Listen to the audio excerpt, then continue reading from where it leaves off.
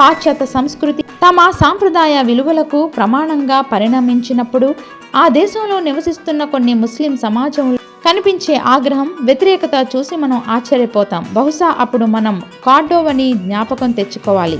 అల్వేరో యులోజియోల అమరవీరుల ఉద్యమాన్ని క్రిస్టియన్ మొజరబ్బాలు, ముస్లింలు కూడా వ్యతిరేకించారు.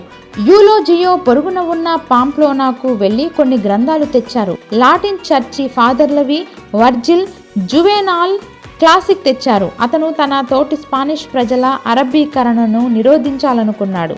లాటిన్ పునర్జీవనాన్ని తేవాలనుకున్నాడు. తన దేశపు రోమన్ గతాన్ని స్మరించుకుంటూ ఆధిపత్యంలో అరబ్ సంస్కృతిని నిలవరించాలనుకున్నాడు. అయితే యులోజియో ఖాజీ మరణశిక్ష విధించడంతో ఈ ఉద్యమం చెప్పబడిపోయింది. ఇస్లాంని అంగీకరించి తన ప్రాణాన్ని కాపాడుకోమని, మూర్ఖంగా ఇటువంటి స్వీయ విధ్వంసక చర్యకు పాల్పడవద్దని, తర్వాత అతని ప్రవర్తనని ఎవరూ పర్యవేక్షించరని ఖాజీ ఎంత బ్రతిమలాడినా యులోజియో మీ కత్తికి పదును పెట్టుకోండి అని మాత్రమే అన్నాడు. ఇటువంటి వింత సంఘటనలు ముస్లిం స్పెయిన్ స్వభావానివి కావు. తరువాతి 600 సంవత్సరాలలో భగవంతుడొక్కడే అని నమ్మిన 3 మతాల వారు పరస్పర శాంతి సామరస్యాలతో సహజీవించగలిగారు. తక్కిన యూరోప్లో తరిమి చంపబడిన యూదులు సహితం ఇక్కడ వారి సంస్కృతి పురా వైభవంగా ఆనందించగలిగారు. అయితే కోర్డోవా మృతివీరుల కథ పశ్చిమంలో ఒక వింత వైఖరి పునాది వేసింది. ఈ కాలంలో ఇస్లాం ప్రపంచ రాజ్యంగా ఉండగా యూరప్ బర్బరా తెగల ఆధీనంలో వెనకబడి ఉండేది. 18వ శతాబ్దం వరకు కూడా ఇస్లాం పశ్చిమాన ఒక నిరంతర సవాలుగా ఉండేది. ఇప్పుడు ప్రపంచమంతా పాశ్చాత్యీకరించబడినట్లు ఎట్లా కనిపిస్తుందో అప్పుడు ప్రపంచమంతా ఇస్లామీకరణ చెందినట్లు అనిపించేది. ఒకప్పుడు సోవియట్ యూనియన్తో ఉండిన ప్రచ్ఛన్న యుద్ధం ఇప్పుడు ఇస్లాంతో ప్రచ్ఛన్న యుద్ధంగా మారినట్లు అనిపిస్తుంది. న్యూ టెస్టమెంట్లో చెప్పినట్లు యుగాంతానికి ఒక కుహానా క్రీస్తు అవతరిస్తాడని, ఇతడు క్రీస్తు వ్యతిరేకి అని, ఈ కుహనా క్రీస్తు అవతరణకి ఇస్లాం నాంది పలుకుతోందని యూలోజియో, అల్వారోలు ఇద్దరూ విశ్వసించారు. తెస్సలోనియన్కి రాయబడిన 2వ లేఖలో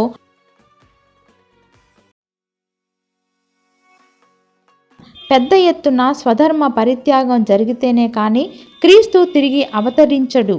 జెరూసలేంలోని పవిత్ర దేవాలయంలో ఒక తిరుగుబాటుదారుడు తన అధికారాన్ని నెలకొల్పుకొని తన సిద్ధాంతాల క్రైస్తవులను పెడదోవ పట్టిస్తాడు అని ఉంది. బైబిల్ కొత్త నిబంధనలో కూడా 666 సంఖ్య ముద్రించుకొని ఒక పెద్ద జంతువు అగాధంలో నుంచి పాకుతూ పైకి వచ్చి పవిత్ర దేవాలయంలో సింహాసనాన్ని అధిష్ఠించి ప్రపంచాన్ని ఏలుతుంది అని రాసి ఉంది. ఈ పురాతన జోష్యాలన్నింటికీ ఇస్లాం మతవ్యాప్తి సరిగ్గా సరిపోయినట్లు అనిపిస్తుంది.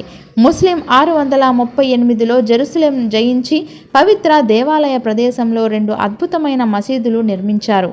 నిజంగానే ప్రపంచం విజేతల్లాగా కనిపించారు. మహమ్మద్ క్రీస్తు తర్వాత జీవించి ఒక ప్రవక్తగా స్థిరపడ్డాడు. అనేక మంది క్రైస్తవులు, ముస్లింలు మతం స్వీకరించారు.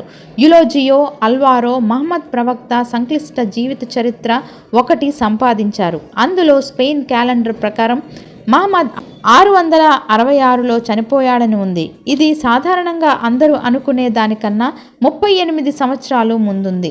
8వ శతాబ్దంలో ఈ పుస్తకం పాంప్లోనా సమీపంలోని లెయిర్లోని ఒక మొనాస్టరీలో తయారైంది.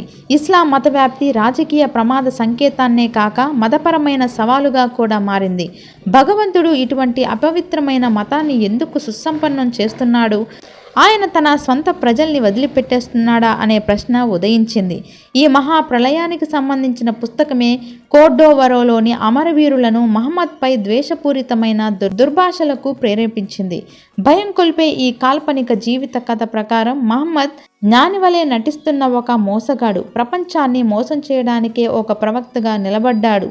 అతనొక వ్యభిచారి. తన అనుయాయులను కూడా అందుకు ప్రోత్సహించాడు. కత్తి చూపించి మత మార్పిడులు జరిపించాడు.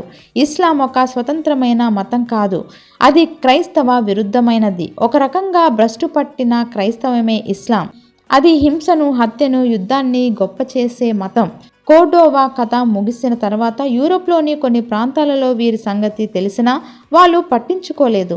కానీ 250 సంవత్సరాల తర్వాత యూరోప్ అంతర్జాతీయంగా గుర్తింపు పొందబోతున్న వేళ మహమ్మద్ గురించి ఈ అభూత కల్పనతో కూడిన కథలు మళ్ళీ వినిపించసాగాయి. కొంతమంది పండితులు మహమ్మద్ గురించి, అతని మతం గురించి నిష్పాక్షికంగా పరిశోధనలు వ్రాయటానికి ప్రయత్నించిన మహౌండ్ అనే ఈ కాల్పిత పాత్రకే ఎక్కువ ప్రజాకర్షణ ఉంది. వెలుగులోకి వస్తున్న పాశ్చాత్య అస్తిత్వ గుర్తింపుకి మహమ్మద్ పెద్ద విరోధి అయినాడు. మనం పాశ్చాత్యులం ఎలా ఉండకూడదని ఆశించామో ఆ గుణాలను సంతరించుకున్నవాడిగా మహమ్మద్ని సృష్టించడం జరిగింది. అప్పటి ఆ కల్పనల ఛాయలు ఇంకా మిగిలే ఉన్నాయి. మహమ్మద్ రాజ్యాధికారం సంపాదించటానికి మతాన్ని ఉపయోగించుకుంటున్నాడని, ఇస్లాం ఒక హింసాత్మకమైన మతమని ఇప్పటికింకా అనుకోవడం ఉంది. మహౌండ్ను గురించిన ఈ భావాలు కేవలం కల్పితాలని చాలామంది పండితులు అధ్యయనం ద్వారా నిరూపించిన